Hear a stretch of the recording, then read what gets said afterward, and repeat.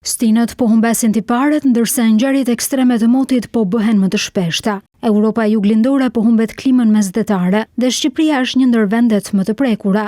Sipas studiuesve, klima e vendit tonë po i ngjason asaj tropikale, me dimër të butë, verë të nxehtë e gjithnjë më të thatë, më e theksuar në ulësirën perëndimore, nga Shkodra në Vlorë dhe fushën e Korçës. Rreth 20 herë më e shpejtë është ndryshimi se sa në rajonet tjera të botës. Dhe kjo gjë po prek masivisht edhe Shqipërinë. Ka një tropikalizim të klimës në territorin shqiptar, por kjo më e theksuar është në pjesën e ulësirës perëndimore, pra e cila fillon nga Vilipoj dhe mbaron deri në Vlorë, themi, apo pjesërisht edhe deri në Sarandë, ndërsa pjesët e tjera pastaj janë më pak të prekura.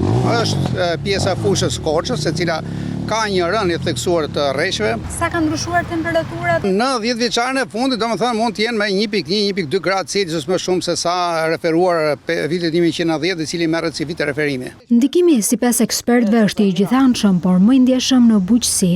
Në 5 vite studiuesit përllogarisin rënje të prodhimit për kultura të veçanta me 8 deri në 10%, ndërsa shumë produkte bujqësore po humbasin cilësinë. Ka disa studime të cilat evidentojnë që deri nga viti 2030 pra do ketë një rënje 8 deri në 10% në të prodhimit bujqësor vetëm nga ndryshimet e klimës.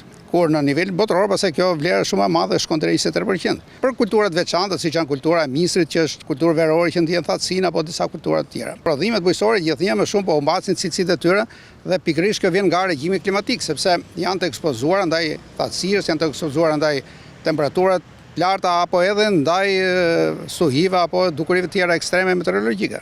Në kuadër të ndryshimeve klimatike kanë ndryshuar dinamikat e përhapjes së smundjeve dëmtuesve.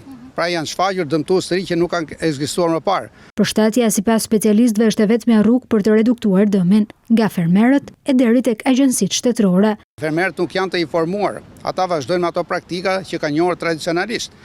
Pra agjencitë e këshillimit i këshillojnë fermerët qoftë për llojin e farave, sepse ka dhe fara rezistente themi ndaj thatësisë, apo ndaj lagëshisë tepërt. Duhet futen varietete, kultivare e tjera, sepse ka shumë shembuj nga territori që për shembull janë marrë, janë mbjellë fidana ulli spanjolle themi, ose nga vende të tjera të largëta, nuk pajtohen me kushtet klimatike të sezone. E para ka të bëjë me menaxhimin e bimëve, pra siç janë datat e mbjelljes apo edhe aspektet të tjera. E dyta ka të bëjë me menaxhimin e tokës. Sigurisht që nga ndryshimet e klimës ajo është ekspozuar nga erozioni rreth parë, qoftë sidomos zonat bregdetare, por edhe nga humbja e cilësive fiziko-kimike të saj, apo dhe nga acidifikimi. Shumë zona gjatë verës ndeshin me thatësira të zgjatura, dhe pikërisht për këtë është e nevojshme që ne të menaxhojmë burimet ujore që kemi në dispozicion. Bujqësia në Shqipëri kontribuon për rreth 18% të prodhimit të brendshëm bruto. Ndryshimet klimatike e sfidojnë me rendimentin e cilësinë e prodhimit.